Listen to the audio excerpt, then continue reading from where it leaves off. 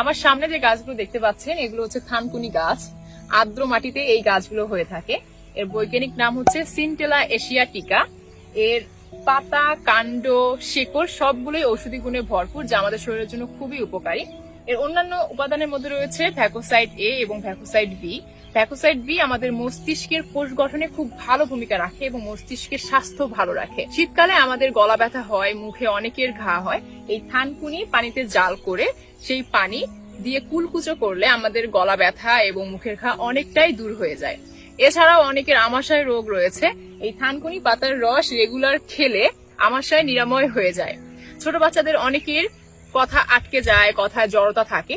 এই থানকুনির পাতার রস খেলে আল্লাহর রহমতে কথার জড়তা অনেকটাই কেটে যায়। আমরা অনেকেই চুল পড়ার সমস্যায় ভুগি বা ত্বকের উজ্জ্বলতা বাড়ানোর জন্য চিন্তা করি, কিন্তু আপনারা জানলে অবাক হবেন এই থানকুনি পাতার রস খেলে চুল পড়া কমার পাশাপাশি আমাদের ত্বকের উজ্জ্বলতা বেড়ে যায়। এছাড়া আমরা অনেকেই চাই কোরিয়ান গ্লাস স্কিন করতে।